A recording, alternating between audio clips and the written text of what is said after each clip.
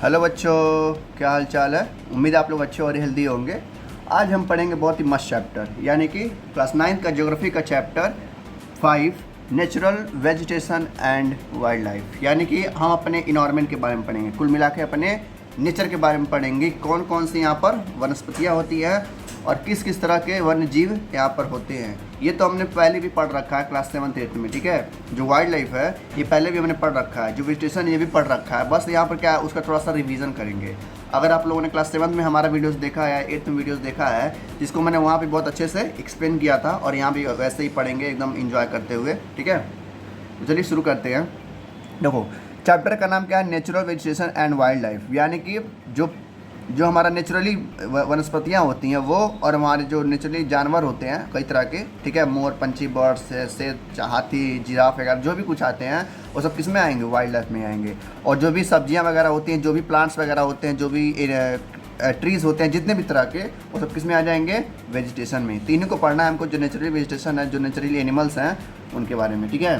देखो, कह रहा है अब पैराग्राफ कि आप लोगों ने अपने आसपास देखा होगा कि कई सारे क्या रहते हैं, पेड़ रहते हैं। जो गांव के बच्चे होंगे वहाँ पर और ज़्यादा पेड़ रहते हैं, ठीक है। बसेस रहती हैं, बसेस यानी कि होता है वो बस वाला नहीं जिसमें हम बैठ कर स्कूल जाते हैं, वाला बस नहीं।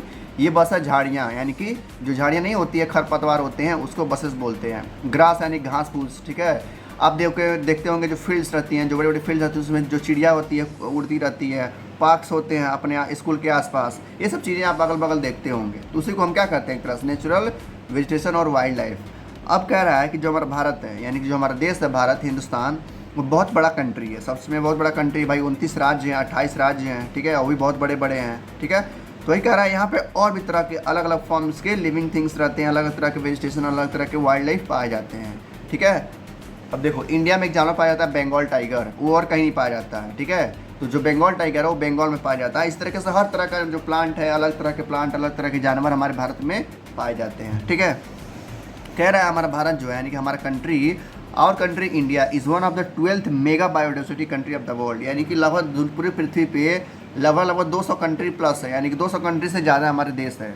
उसमें से हमारा देश लगभग 12वें नंबर पे आता है, जहाँ पर सबसे ज़्यादा बायोडाइवर्सिटी के पाई जाती है। बायोडाइवर्सिटी क्या होता है, यानी कि कई तरह के जानवर, ठीक है, कई तरह के प्लांट्स एक साथ रह रहे हो, ठीक है। जैसे हमारा इंडिया है, इंडिया में कई तरह के जानवर पाए जाते हैं, कई तरह के पंछियाँ पाई जाती हैं, ठीक है, कई तरह के लोग पाए जाते हैं, कई तरह के प्लांट्स पाए जाते हैं, कई तरह के क्या बोलते हैं जो सब्जियां होती हैं वो पाई जाती हैं, कई तरह के पौधे पाए जाते हैं। ये सब इसी को बोलते हैं बायोडाइवर्सिटी।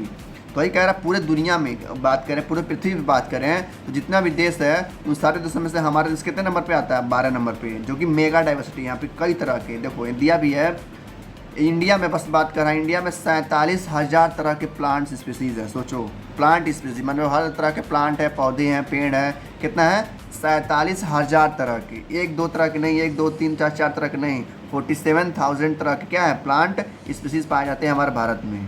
और साथ ही साथ there are about 15,000 flowering plant, यानी कि लगभग उसमें से, यानी कि 47,000 में से 15,000 प्लांट ऐसे हैं जो फ्लावरिंग प्लांट है, यानी कि जिसके अंदर फूल होता है, यानी फ्लावर खिलते हैं। कमल हो गया, लोटस हो गया, गेंदा का फूल हो गया, ठीक है, लिली हो गया, बहुत सारे फूल हैं।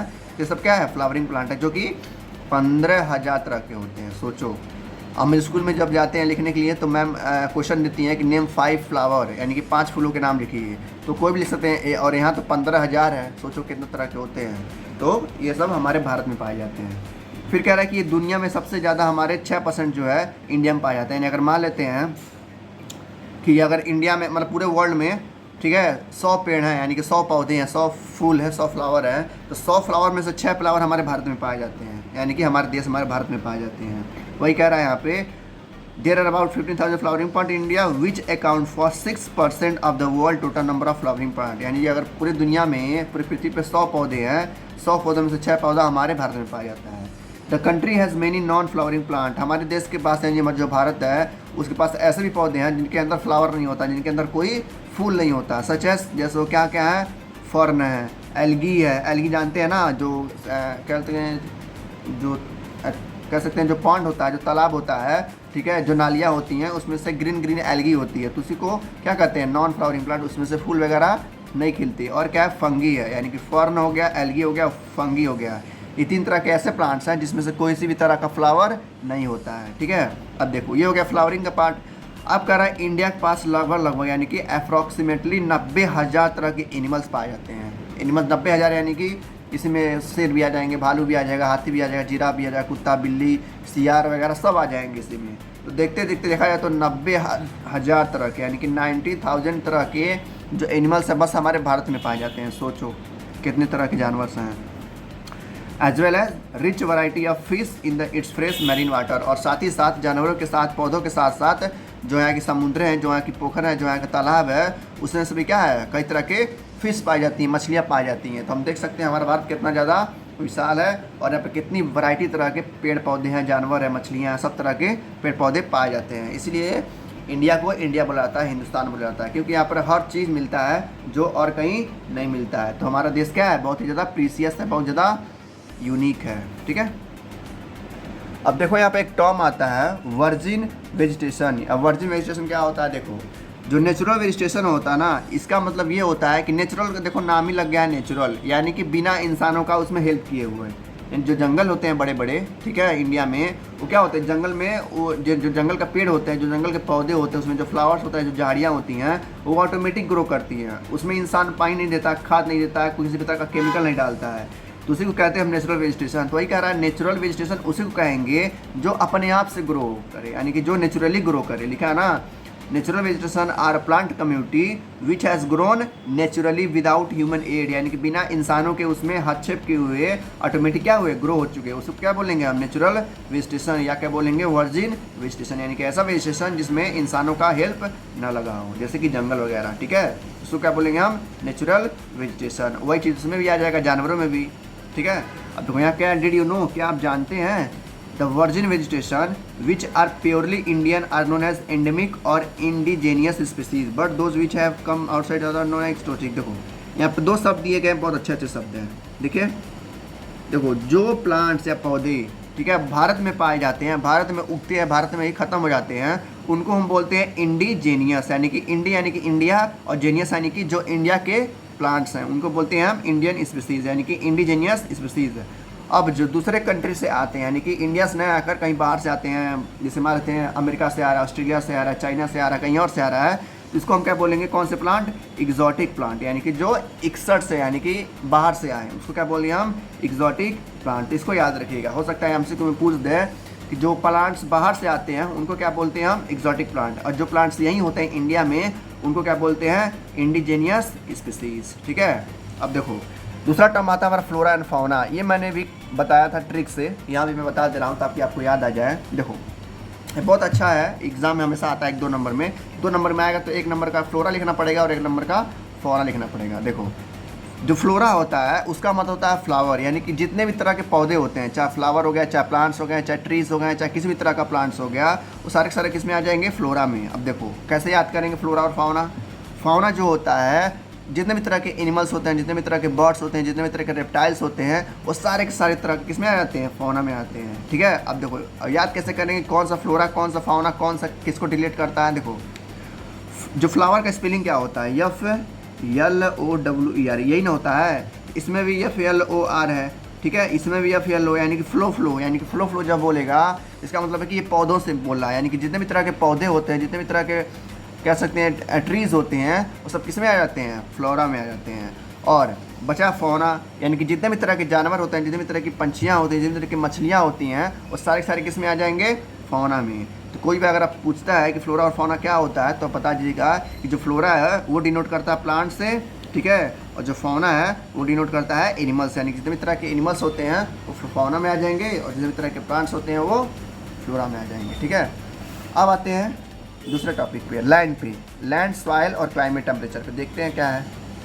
देखो जो लैंड है, कह रहा है जो देखो जो इंडिया का ज़मीन है, जो लैंड है वो अलग अलग तरह से बटा हुआ है। वो हमने क्लास 7 में पढ़ा था और क्लास 8 भी पढ़ा था। क्या क्या है, माउंटेन में बटा हुआ, अपने पहाड़ों में, यानी कि जो नॉर्थ वाला इंडिया है, जो ऊपर वाला इंडिया है, वो पूरा पहाड़ी एरिया है। ठीक है, बीच वाला एरिया कहाँ है, जहाँ पर सबसे ज़्यादा खेती होती है, क्योंकि वहाँ पर कई सारी क्या है, नदियाँ हैं, जैसे गंगा, यमुना, सरस्वती। इसलिए यूपी, बिहार, पंजाब, हरियाणा, दिल्ली, सब क्या है कि जो मिट्टी है वो बहुत ज़्यादा फर्टाइल है। वही बोल रहा है कि ये फर्टाइल मिट्टी है। ठीक है, फिर जब नीचे आएंगे यानी कि साउथ की तरफ, यानी कि महाराष्ट्र हो गया, हैदराबाद हो गया, आंध्र प्रदेश हो गया, यहाँ के भी मिट्टी में खेती होता है, लेकिन उतना खेती नहीं हो पाता है जितना नॉर्थ जो यूपी बिहार में होता है। क्यों, क्योंकि यहाँ की मिट्टी उतना ज़्यादा फर्टाइल नहीं हो पाती है जितना कि यूपी बिहार की मिट्टी होती है, ठीक है। वो हम पढ़े थे मिट्टी, जब सॉइल हम पढ़ रहे थे तो वहाँ हमने देखा था।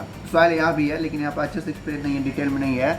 तो हम देख सकते हैं जो मिट्टी ज़्यादा अच्छी होगी वहाँ पे ज़्यादा खेती होगा, जाहिर सी बात है, क्योंकि वो मिट्टी ज़्यादा फर्टाइल है, ज़्यादा उपजाऊ है, ठीक है। तो वही कह रहा है कि हर तरह का जो ज़मीन है इंडिया में वो अलग अलग है, ठीक है। कहीं पहाड़ियाँ हैं, कहीं प्लेट्यूज़ है, पठार है, कहीं पर अच्छी मिट्टी है, कहीं पर काली मिट्टी है, कहीं पर पीली मिट्टी है, कहीं पर रेगिस्तान है। तो हमारा पूरा भारत क्या है, एकदम मतलब यूनिक भारत है, ठीक है। अब देखते हैं सॉइल पे। सॉइल क्या है, कह रहा सॉइल आल्सो वेरी स्पेस, यानी जो मिट्टी है वो भी हर जगह पे अलग अलग पाई जाती है। अभी मैंने बताया यूपी बिहार में काली मिट्टी, कौन सी मिट्टी पाई जाती है, अलुवियल सॉइल पाई जाती है, जिसमें भर भर के क्या होता है, न्यूट्रिएंट होते हैं, जिसकी वजह से जो भी प्लांट हम बोते हैं वो बहुत अच्छे क्वांटिटी में हो जाता है, ठीक है। उसको हम बोलते हैं अलुवियल सॉइल। ये मिट्टी क्यों पाई जाती है यहीं पर, बस क्योंकि यहाँ पर बहुत बड़ी बड़ी नदियाँ हैं और उसी से नदियों का पानी आता है, जिसकी वजह से मिट्टी क्या होती है, फर्टाइल हो जाती है, ठीक है। अभी हम जाएंगे रेगिस्तान में, वहाँ देखेंगे हम क्या मिल रहा है, हमको मिट्टी मिलेगी नहीं, क्या मिलेगी, बस सॉइल मिलेगी, यानी कि धूल मिलेगा। रेगिस्तान में धूल ही तो रहता है। फिर जब नीचे आएंगे महाराष्ट्र वगैरह में, मध्य प्रदेश में, तो वहाँ देखेंगे क्या मिलेगी, लाल मिट्टी या काली मिट्टी मिलेगी, ठीक है। इस तरीके से हर जगह का जो एरिया है भारत का, वहाँ पे अलग अलग सॉइल पाए जाते हैं। कहीं सैंडी सॉइल है, कहीं डिजर्ट सॉइल है, कहीं पर कुछ सॉइल है, कहीं मार्सी सॉइल है, मतलब हर जगह का अलग अलग सॉइल है, ठीक है।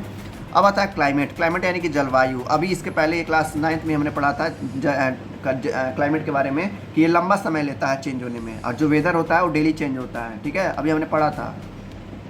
तो दो चीज़ होता है, एक होता है वेदर, एक होता है क्लाइमेट। वेदर जो होता है कभी भी चेंज हो सकता है। वेदर में क्या होता है, बारिश आ जाता है, जो देखो बारिश और धूप उसका समय फिक्स नहीं रहता है, कभी भी आ सकता है। लेकिन जो क्लाइमेट होता है वो लंबे समय के लिए होता है, 10 साल, 15 साल, 20 साल के बाद क्या होता है, चेंज होता है। जैसे कि एग्जाम्पल ले लें हम ग्लोबल वार्मिंग। ग्लोबल वार्मिंग क्या हो रहा है, सालों साल बढ़ रहा है, यानी कि अगर आज से लगभग 20 साल पहले जाएंगे तो ग्लोबल वार्मिंग क्या होगा, आज से कम होगा। लेकिन आज से ठीक 20 साल बाद जाएंगे तो आप देखेंगे ग्लोबल वार्मिंग और ज़्यादा बढ़ गया है। और कौन बढ़ा रहा है, इंसान बढ़ा रहे हैं। इसी को हम बोलेंगे क्लाइमेट। अब क्लाइमेट में आता है टेम्परेचर। टेम्परेचर भी क्या है, इंडिया का अलग अलग है। जैसे कि अगर हम चले जाएँ नॉर्थ में, यानी कि कश्मीर में, हिमाचल में, शिमला में, तो वहाँ पर देखेंगे हम टेम्परेचर बहुत ज़्यादा कम रहता है, 10 डिग्री, 5 डिग्री, कभी कभी माइनस में चला जाता है, ठीक है। तो वहाँ पे जो खेती नहीं हो पाती है क्योंकि वहाँ का टेम्परेचर बहुत ज़्यादा ठंडा रहता है, ठीक है। वहाँ पे लोग घूमने जाते हैं टूरिस्ट के तौर पे।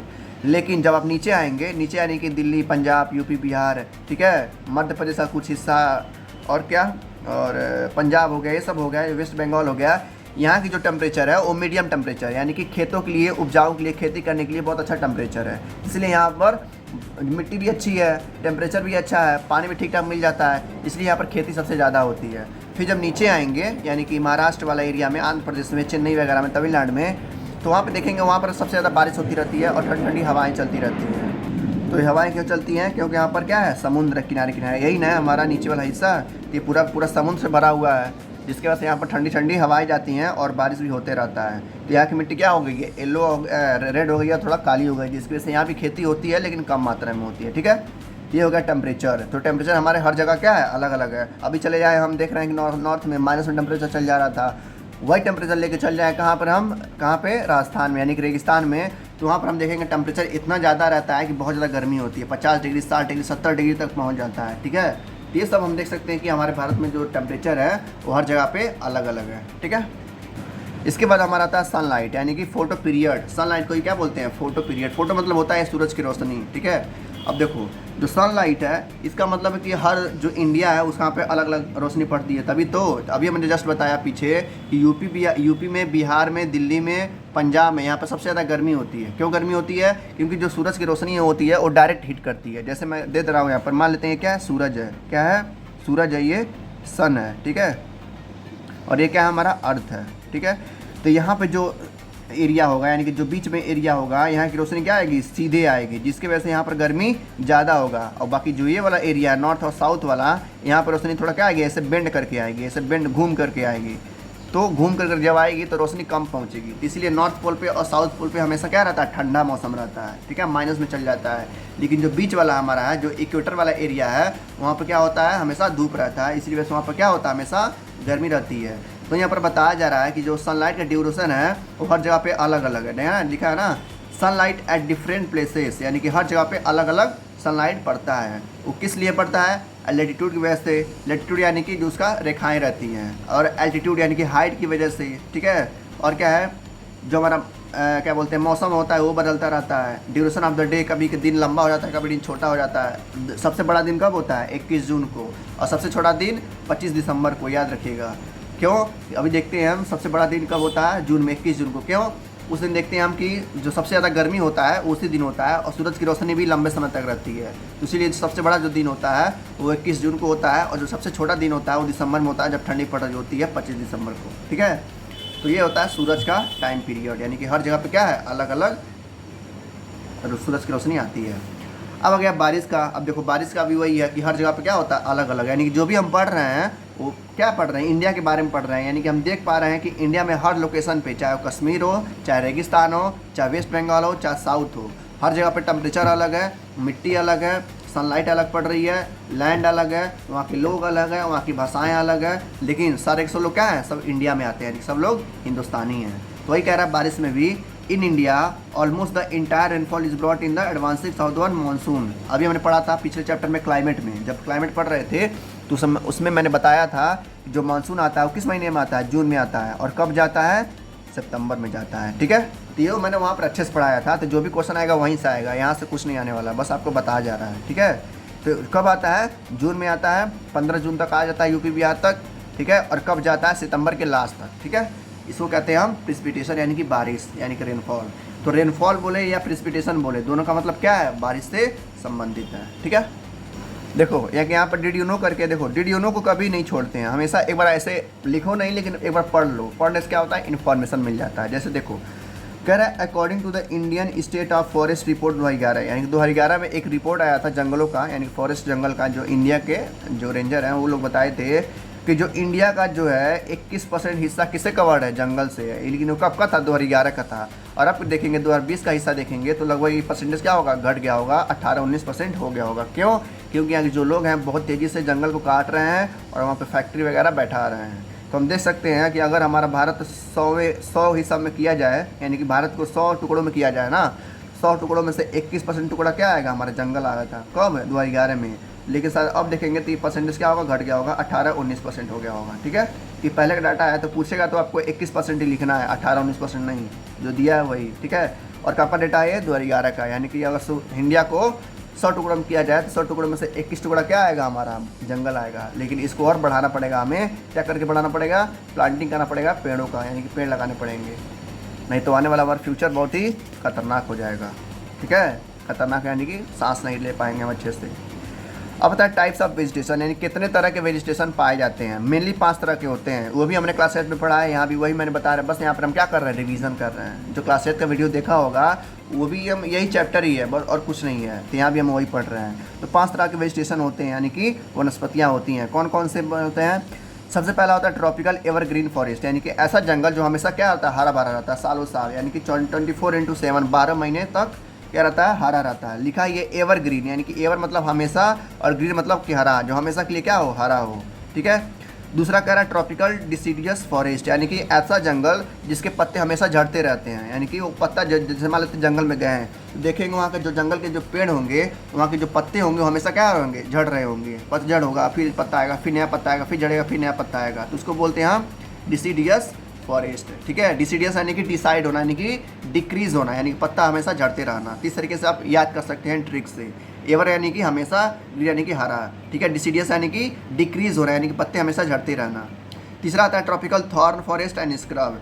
थॉर्न मतलब होता है कांटेदार, और स्क्रब मतलब कि झाड़ियाँ, यानी कि ऐसा जंगल जहाँ पर सब क्या हो, बस कांटा हो और झाड़ियाँ हो। ठीक है, उसके बाद आता है हमारा चौथा माउंटेन फॉरेस्ट, जिसको नाम में ही माउंटेन, यानी कि ऐसा जंगल जो पहाड़ों पे पाया जाता हो। ठीक है, देखो नाम में भी है माउंटेन, है ना, माउंटेन। माउंटेन यानी कि माउंटेन यानी कि ऐसी जंगल जो पहाड़ों पे पाई जाती हूँ। ठीक है, जब एग्जाम में नहीं याद आएगा तो इस तरीके से आप अपने बना के लिख सकते हैं। इसलिए मैं कहता हूँ हमेशा जो आंसर है हमेशा पॉइंट में लिखिए और समझिए यहाँ पर मैं क्या कहना चाह रहा हूँ। जब आप वर्ड को कैच कर लेंगे तो आपको पढ़ने की ज़रूरत है, यानी कि आपको रटने की ज़रूरत नहीं पड़ेगी। बस आप क्या करेंगे, बिंदास होकर जाएंगे एग्जाम में और जितना नंबर का पूछेगा उतना पॉइंट में लिख के चले आएंगे। और जब आप टॉप कर देंगे तो दोस्त आपसे पूछेंगे कैसे तुमने टॉप कर दिया, तुमने तो पढ़ा भी नहीं था, तब क्या बोलेंगे, मैंने समझा था। ठीक है, तो माउंटेन यानी कि ऐसा जंगल जो माउंटेन में पाए जाते हैं, यानी कि जो पहाड़ों पे पाए जाते हैं। तीसरा लास्ट आता है हमारा मैंग्रोव फॉरेस्ट, यानी कि ऐसा जंगल जो जिसके पानी में हमेशा डूबे रहते हैं, यानी कि जो उसका जड़ रहता है।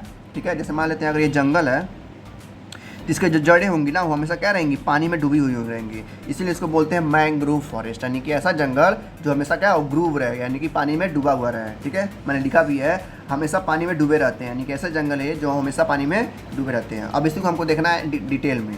सबसे पहला हमारा आता है ट्रॉपिकल एवरग्रीन फॉरेस्ट, यानी कि ऐसा जंगल जो हमेशा के लिए क्या हो, ग्रीन ही ग्रीन हो। अब ग्रीन रहने के लिए क्या चाहिए उसको, ज़्यादा से ज़्यादा धूप चाहिए, ज़्यादा से ज़्यादा पानी चाहिए। देखो यहाँ पे दिया है, दिस फॉरेस्ट यानी कि tropical evergreen forest are restricted to heavy rainfall areas of weather Ghats and island groups Lakshadweep.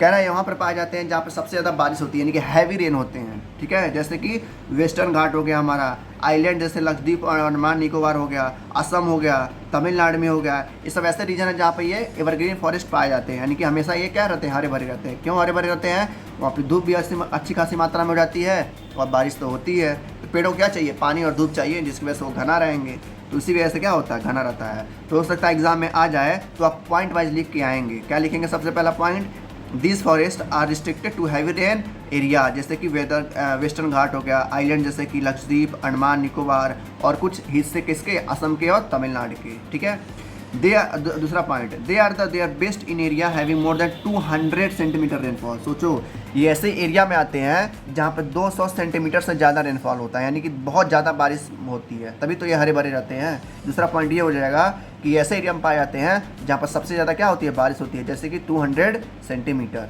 ठीक है, देखो बारिश को हमेशा सेंटीमीटर या मिलीमीटर में नापा जाता है, वो स्केल होता है बारिश को नापने के लिए, आप हायर क्लास में पढ़ेंगे। तो बस आप इतना जानिए कि ऐसे जगह पे पाए जाते हैं जहाँ पे 200 सेंटीमीटर से ज़्यादा बारिश होती है। देखो कह रहा है यहाँ के जो जंगल के पेड़ रहते हैं ना, उनकी हाइट कितनी होती है, 60 मीटर की होती है। सोचो 60 मीटर के यहाँ पे पेड़ होते हैं, बहुत लंबे लंबे पेड़ होते हैं। ठीक है, क्यों होते हैं, क्योंकि यहाँ पर बारिश होती है और धूप भी होता है पूरे साल। वही लिखा है, since the region is warm, यानी कि गर्म रहता है, और वेट यानी कि भीगा रहता है थ्रू आउट द ईयर, यानी कि पूरे साल क्या होता है, धूप की रोशनी इस पर पड़ती रहती है इस तरीके से, और बारिश भी होता रहता है, जिसकी वजह से जंगल क्या होते हैं, बहुत ज़्यादा घने होते हैं, और इनकी जो पेड़ रहती हैं, जो उनकी हाइट रहती है वो 60 मीटर की रहती है। देख सकते हैं 60 मीटर, इतने बड़े बड़े पेड़ हैं। ठीक है, ये 1.5 मीटर के हैं, ये 5 मीटर के हैं, ये 10-20 मीटर के हैं, 40 और ये 60 मीटर, या 60 मीटर बहुत ज़्यादा बड़ा होता है। तो इतने बड़े बड़े ये पेड़ होते हैं। ठीक है, अब देखो कह रहा है, it has a luxuriant vegetation all kind trees. अब जो जंगल होता है ट्रॉपिकल फॉरेस्ट, यहाँ पे कई तरह के पौधे पाए जाते हैं, जैसे कि बड़े बड़े पेड़ पाए जाते हैं, स्क्रब्स यानी कि झाड़ियाँ पाई जाती हैं, क्रीपर्स यानी कि खरपतवार पाए जाते हैं। ठीक है, मतलब कई तरह के यहाँ पर पत्तियाँ वगैरह पाई जाती हैं। तो ये हमारा हो गया कौन, ट्रॉपिकल एवरग्रीन फॉरेस्ट, यानी कि ऐसा जंगल जो हमेशा क्या हो रहेगा, एवरग्रीन रहेगा। क्यों एवरग्रीन रहेगा, क्योंकि वहाँ पर हैवी रेन होता है और धूप की रोशनी भी लगातार पड़ती रहती है। देखो यहाँ पर एक मैप है, बहुत अच्छे से बताया गया है कि कौन कौन कहाँ पर है, बस ध्यान से आप लोग देख लीजिएगा। सबसे पहला आता है हमारा ट्रॉपिकल एवरग्रीन फॉरेस्ट, यानी कि ऐसा फॉरेस्ट जो क्या हो, एवरग्रीन हो, यानी कि हमेशा के लिए ग्रीन हो। क्या है, ये वाला पूरा एरिया। देखो वे वेस्टर्न घाट है ना, अभी बोला था वे वेस्टर्न घाट, तो यानी कि वेस्टर्न वाला घाट, समुद्र का एरिया, हमेशा बारिश होती रहती है, तो यहाँ के जंगल क्या होते हैं, हमेशा घने होते हैं।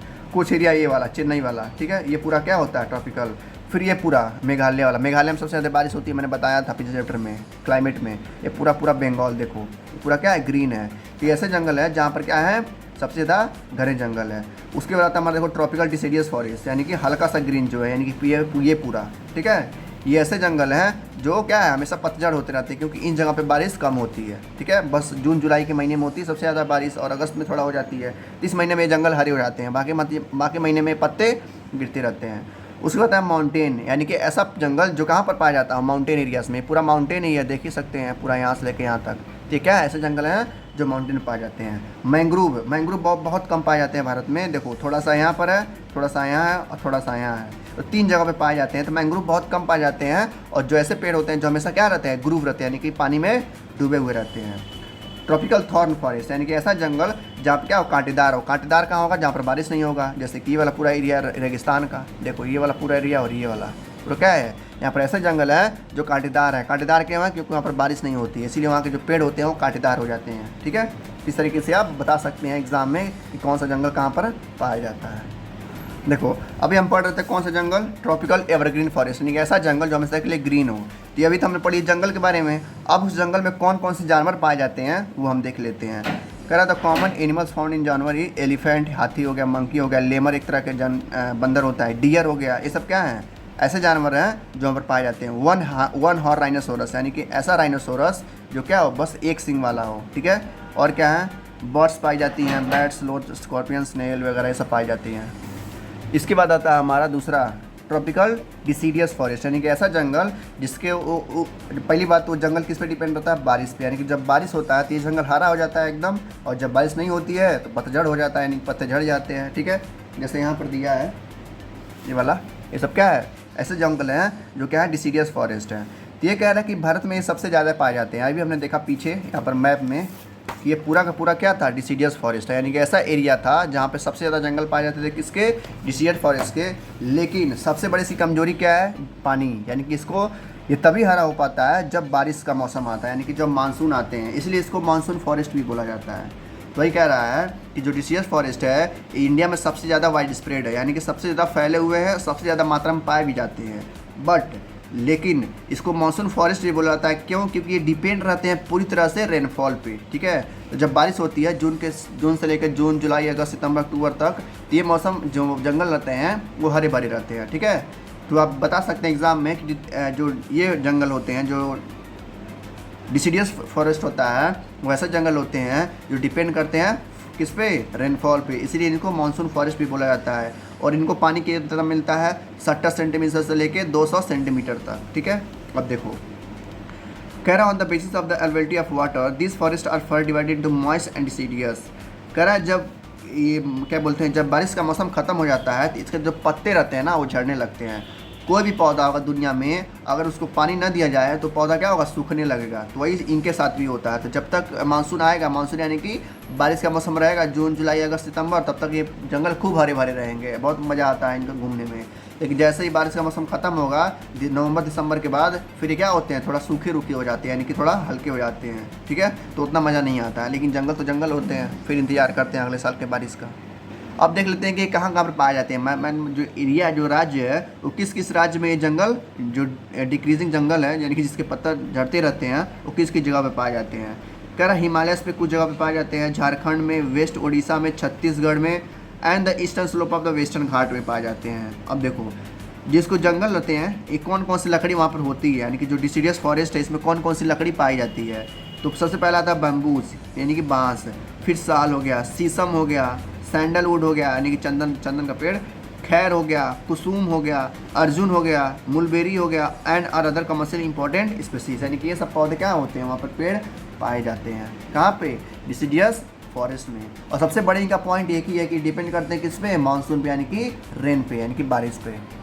कह रहा है ये जंगल यूपी और बिहार, यानी लिखा है ना, बिहार और उत्तर प्रदेश के कुछ ज़िले में भी पाए जाते हैं। और उसमें कौन से पेड़ होते हैं, उनमें होता है टीक होता है, साल होता है, पीपल होता है, नीम होता है। ये सब जब नीम के पेड़ होते हैं सब किस में आते हैं, डिसीडियस फॉरेस्ट में। तो हम देख सकते हैं जो नीम का पेड़ होता है जब बारिश होता है तो पूरी तरह से हरा हो जाता है। जब बारिश का मौसम खत्म हो जाता है देख लेते हैं क्या होता है, वो येलो कलर का पीला हो जाता है, और पूरा लगभग जनवरी, फरवरी, मार्च तक, अप्रैल, मई, जून तक क्या रहता है, वैसे ही रहता है। फिर जब बारिश होता है फिर नीम का पौधा हरा हो जाता है। तो हम उसका एग्जाम्पल, अच्छा एग्जाम्पल देख सकते हैं। अब देखते हैं इन जंगलों में कौन कौन से जानवर पाए जाते हैं। कौन कौन से जानवर पाए जाते हैं, लॉयन पाया जाता है, शेर, टाइगर, पिग, डियर, एलिफेंट। और कौन कौन से बर्ड पाए जाते हैं, बर्ड्स पाए जाते हैं कई तरह के, लिजार्ड्स पाए जाते हैं, ठीक है, स्नेक्स पाए जाते हैं, सांप पाए जाते हैं, टॉर्टोइस पाए जाते हैं। ये सब जानवर यहाँ पर पाए जाते हैं। तो ये हो गया हमारा डिसीडियस फॉरेस्ट, ठीक है, जो डिपेंड होता है किस पे, बारिश पे। अब आते हैं हमारे थॉर्न वाले पे, यानी कि थॉर वाला, जो मार्वल का MCU का थॉर है ना, कैप्टन अमेरिका थॉर, कहाँ पाया जाता है, वो रेगिस्तान में। मतलब ट्रिक है याद करने का, बस एक तरीका है। तो देखते हैं thorn forest and scrub forest, यानी कि इसके नाम में ही थॉर्न है, यानी कि ऐसे जगह पे पाया जाएगा जहाँ पर बारिश कम होगी। तो बारिश कम कहाँ पर होती है, राजस्थान में, यानी कि रेगिस्तानों में। तो देख सकते हैं यहाँ पर रेगिस्तान है, और ये सब पौधे क्या हैं, सब थॉर्न वाले कांटेदार हैं।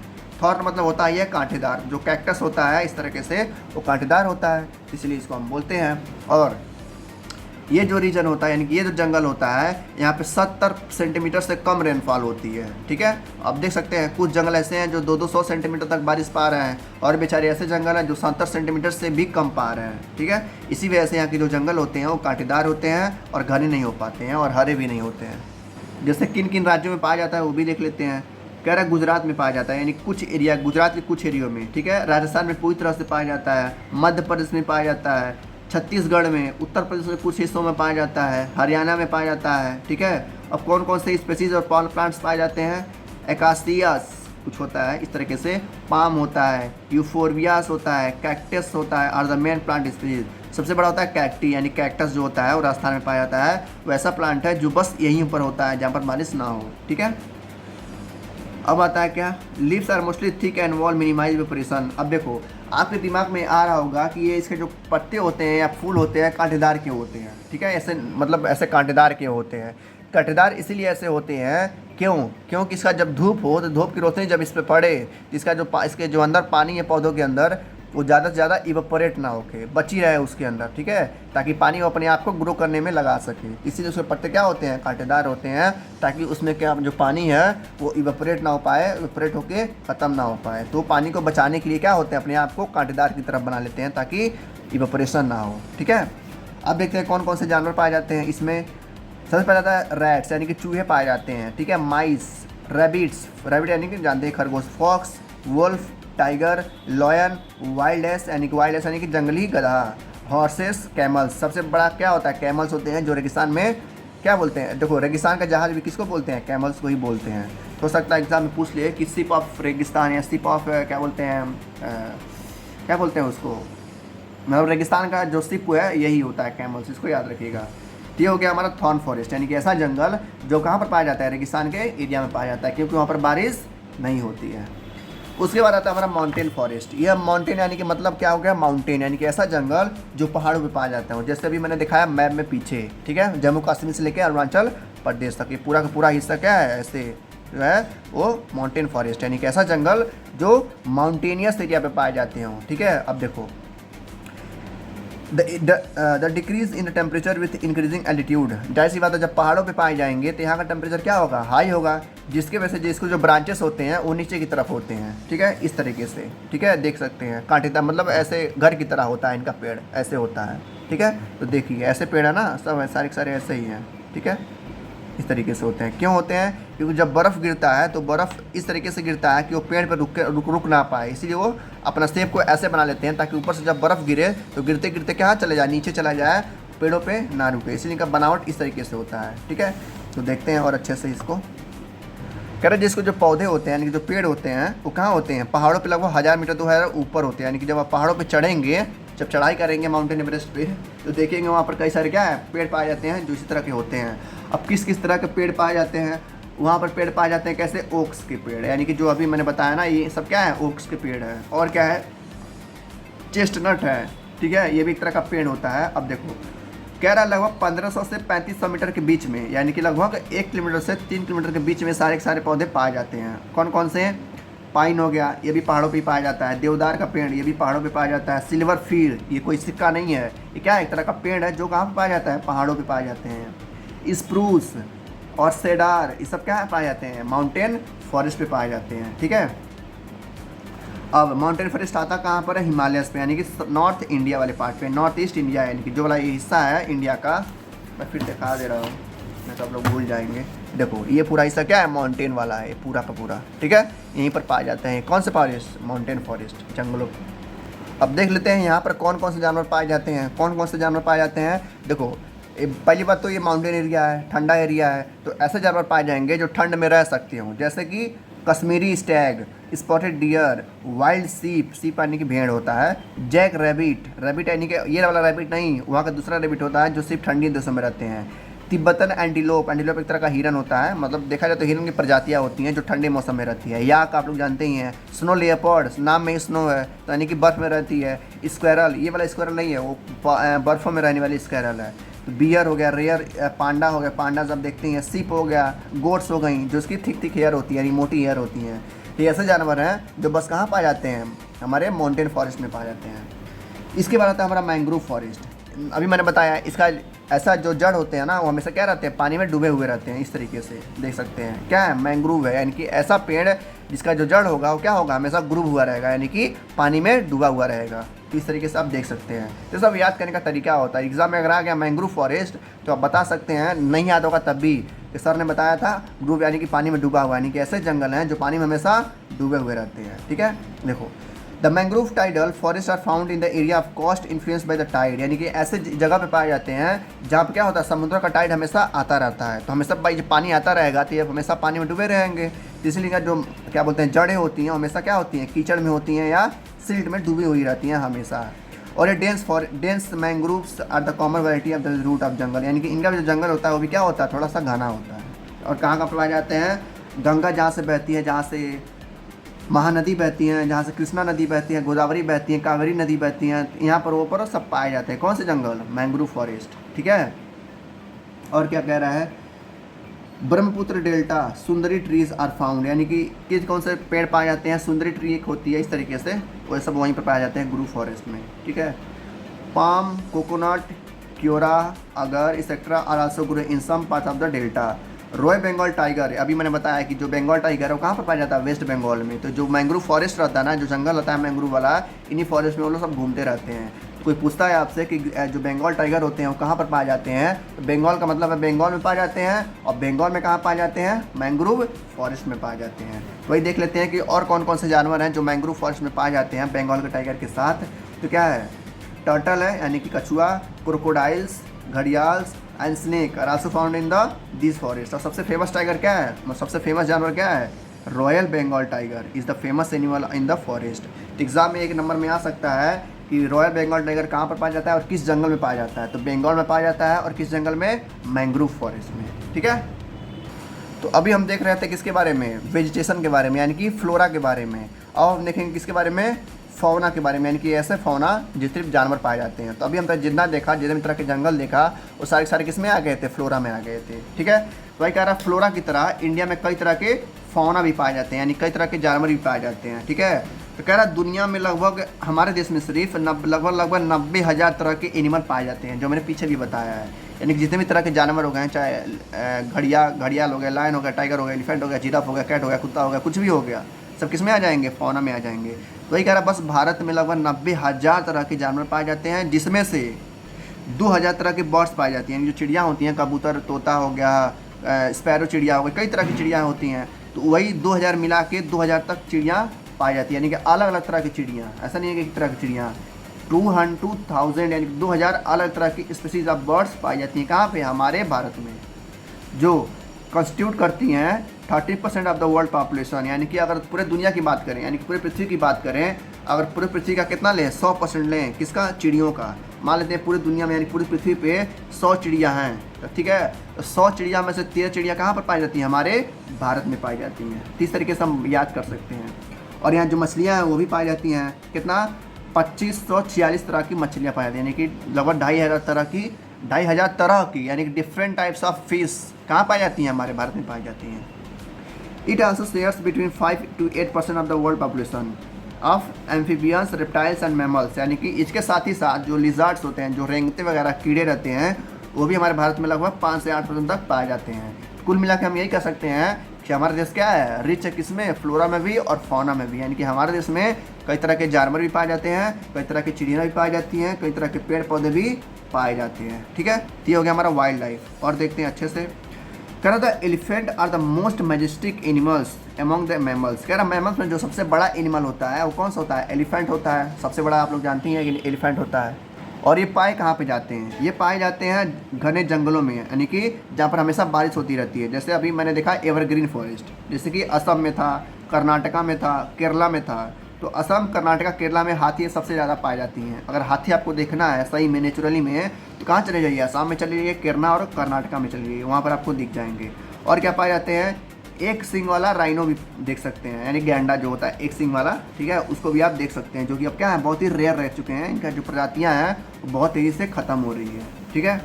और क्या पाए जाते हैं, Assam and West Bengal, arid arena of Rann of Kutch and the desert of the. कुल मिला के ये कहना चाह रहा है कि जितने भी तरह के जानवर होते हैं वो इन जंगलों में पाए जाते हैं, जो जंगल अभी हम पढ़ के आ रहे हैं। तो उसमें से कुछ नाम दिया है, जैसे एलिफेंट कहाँ पर बताया है, असम, कर्नाटका और केरला में। वैसे ही राइनो भी कहाँ पाया जाता है, इन्हीं जगहों पर पाया जाता है, असम और वेस्ट बंगाल में, ठीक है। तो ये सब क्या है, वाइल्ड लाइफ है, यानी कि हमारे वन्य जीव हैं, यानी जो जंगलों में रहने वाले जीव हैं उन्हीं को वाइल्ड लाइफ बोला जाता है। अब देखो क्या डिड यू नो करके, क्या आप जानते हैं कि wild life protection act was implemented 1972 in India. Bharat में वन्य जीवों को बचाने के लिए, यानी ताकि उनका कोई शिकार न कर पाए, उसके लिए एक धारा बनाया गया था, एक रूल बनाया गया था। कब, 1972 में। क्या रूल था, उसका नाम वाइल्ड लाइफ प्रोटेक्शन एक्ट है, जिसका कोई मतलब नहीं हुआ, यानी कि इसको लागू करने के बाद भी लोग क्या करते रहे, शिकार करते रहे। और आज हाल ये हो गया है कि क्या है, कई सारे जानवर ख़त्म होने वाले हैं, यानी कि विलुप्त होने वाले हैं। तो ये सब किसकी गलती है? हमारी ही गलती है, इंसानों की गलती है, और यहाँ की गवर्नमेंट की गलती है जो इसको अच्छे से इम्प्लीमेंट नहीं कर पाए, अच्छे से लागू नहीं कर पाए। और अच्छे से लागू किए होते तो कई सारे जानवर आज क्या होते, बेचारे जिंदा होते। तो ये सब किसकी गलती है? गवर्नमेंट की गलती है, और हमारी भी गलती है, क्योंकि हमने उनको सेफ नहीं रख पाया। ठीक है, कह रहा है India is the only country in the world of that है बोथ टाइगर एंड लायन। कह रहा है पूरे वर्ल्ड दुनिया में भारत ही एक ऐसा देश है जहाँ पर टाइगर और लायन दोनों एक साथ पाए जाते हैं। टाइगर मतलब क्या, चीता होता है ना, और लायन मतलब शेर। यानी कि भारत हमारा ऐसा देश है जहाँ पर दोनों यानी कि टाइगर भी और लायन भी पाए जाते हैं। फिर कह रहा the natural habitat of Indian lion of Gir forest. कह रहा है जो नेचुरल घर है यानी कि किसका है, भारतीय शेरों का, वो कहाँ पर है, गिर फॉरेस्ट में है। कहाँ पर है वो? गुजरात में है। इसको याद रखिएगा, एग्जाम में पूछ सकता है कि गिर फॉरेस्ट कहाँ पे है, गुजरात में है। Tigers are the found in the Madhya Pradesh. Tiger कहाँ पाए जाते हैं? मध्य प्रदेश में पाए जाते हैं, और सुंदरबंस के जंगलों में पाए जाते हैं, यानी कि मैंग्रोव फॉरेस्ट में। बंगाल टाइगर उसी को बोलते हैं। फिर कह रहा है कि कौन, leopards too are member of the cat family, they are important animals of prey. यानी कि लियोपॉड भी पाए जाते हैं हमारे देश में। देख सकते हैं, लायन गुजरात में पाया जाता है, गिर के जंगलों में, टाइगर बंगाल के जंगलों में, और लियोपॉड्स भी पाए जाते हैं। ठीक है, अब देखो कह रहा डिड यू नो, फिर ये करके दिया है। कह रहा तो गिर फॉरेस्ट है जो गुजरात में है। अभी मैंने देखा गिर यानी कि गुजरात, जी से ये भी स्टार्ट हो रहा है, जी से ये भी हो रहा है। एग्जाम में अगर आ गया हमसे में वन वर्ड में, तो तुरंत आपका दिमाग खुल जाना चाहिए कि गिर यानी कि गुजरात, यानी कि जी यानी कि जी यानी कि गिर से गुजरात। कह रहा है जो गिर फॉरेस्ट है वो घर है किसका, एशियाटिक लायन का, यानी कि जो शेर होते हैं हमारे भारत में, ये उनका घर है गुजरात का। ठीक है, तो गुजरात में सबसे ज़्यादा क्या पाया जाता है, लॉयंस पाए जाते हैं। ठीक है, जैसे यहाँ पर पिक्चर में दिया गया है, कई सारे जंगलों का नाम है, सेंचुरी है, नेशनल पार्क है, तो ये है गिर हमारा। ऐसे ही पूरे देश में, पूरे भारत में कहीं ना कहीं क्या है, तो जो लाल वाला डॉट है वो क्या दिखा रहा है, वाइल्ड लाइफ सेंचुरी, यानी कि जंगलों को, जो जितने भी तरह के जानवर होते हैं उनको सेव करने के लिए सेंचुरी बनाए जाते हैं, बहुत बड़े बड़े होते हैं। तो ये सब देख सकते हैं लाल लाल, यहाँ पर है कवाल है, पोशरम है, ये सब है, ऊपर नीचे हर जगह पर है। फिर कह रहा बर्ड सेंचुरी, यानी कि बर्ड को सुरक्षा देने के लिए, यानी कि चिड़ियों को बचाने के लिए क्या बनाया गया है, सेंचुरी बनाए गए हैं, बड़े बड़े पार्क बनाए गए हैं। तो स्टार जहाँ पर है, कहाँ पर है स्टार, नीचे है और कहीं नहीं है, सिर्फ 2 स्टार हैं यहाँ पर। ठीक है, एग्जाम में अगर आ गया कि बर्ड सेंचुरी कहाँ है, तो आग बन करके 2 नीचे लगा दीजिएगा, एक केरला में और एक चेन्नई के आसपास। ठीक है, नीचे यहाँ पर एक यहाँ स्टार है और एक यहाँ स्टार है, याद रखिएगा। ठीक है, फिर आता है नेशनल पार्क। नेशनल पार्क बहुत सारे हैं। ठीक है, तो इस तरीके से आप याद सकते हैं। बर्ड सेंचुरी बस 2 ही है, दोनों कहाँ है, साउथ में, यानी कि नीचे की तरफ है, तो इसको याद रखिएगा। कौन कौन सा है, बंदीपुर और वेंदनगल। ठीक है, अब यहाँ पर बताया गया, कह रहा जानवरों के साथ साथ कई तरह की चिड़िया भी पाई जाती है। मैंने बताया कि भारत में लगभग 2000 तरह की चिड़िया पाई जाती हैं, जिसमें से बस 2-3 का नाम दिया गया है। पीकॉक हो गया, पीजेंट हो गया, डक्स हो गया, पैराकिट्स हो गया, क्रेन्स हो गए, पिजन्स हो गए, पैरट हो गया, क्रो हो गया, स्पैरो हो गया, सब तरह की चिड़िया पाई जाती है। कहाँ पर, हमारे कंट्री में, यानी कि हमारे भारत देश में। अब देखो यहाँ पर दिया न्यूज़पेपर क्या दिया है, कह रहा है कि लगभग 1300 प्लांट जो हैं, यानी कि 1300 तरह के पौधे क्या हो रहे हैं, स्पीसीज इंडेंजर्ड में है। इंडेंजर्ड यानी कि ख़त्म होने वाले हैं। सोचो क्या क्यों ख़त्म हो रहा है, क्योंकि इंसान उसको काट रहा है बहुत ही बुरी तरह से। और 20 तरह के जानवर ये इन्हें ख़त्म हो गए हैं। ये पौधों की बात कर रहा है, अभी जानवरों की बात नहीं कर रहा है, ये पौधों की बात कर रहा है।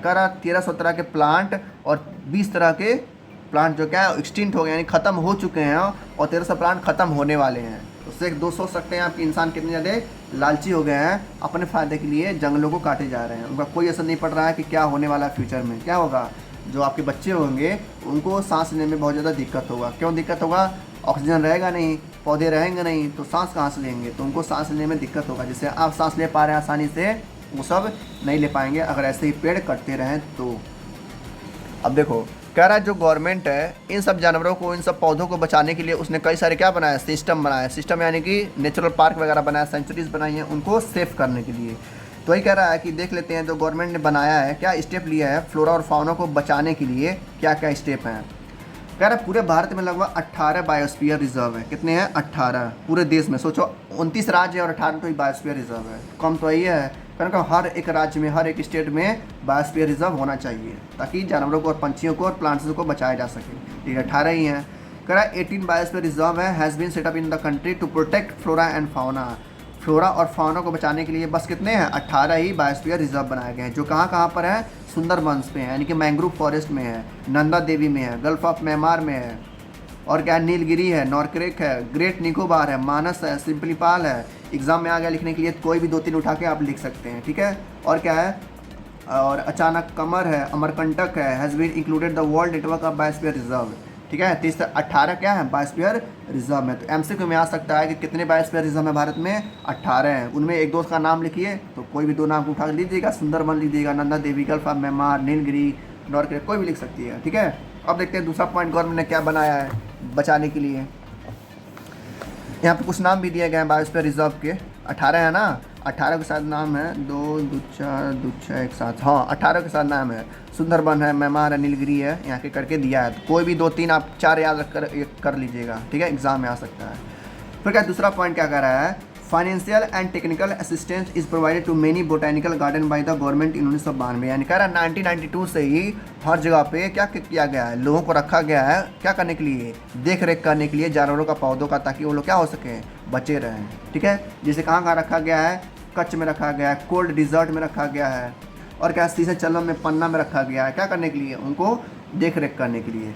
फिर तीसरा कह रहा है कि क्या बनाया गया है, project tiger, rhino, great Indian bustard and many other eco development project has been included. कह रहा है कई सारे कह सकते हैं बनाए गए हैं प्रोजेक्ट इन सब जानवरों को बचाने के लिए। मतलब बनाए तो गए हैं लेकिन अच्छे से रूल नहीं हो पाते हैं, अच्छे से चल नहीं पाते हैं। गवर्नमेंट तो बना देती है लेकिन वो अच्छे से लागू नहीं कर पाती है, तो ये गवर्नमेंट की गलती है, ठीक है।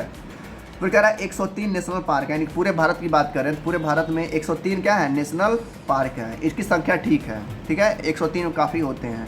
फिर कह रहा है 535 वाइल्ड लाइफ सेंचुरीज़ हैं, ठीक है, जो जानवरों को बचाते हैं।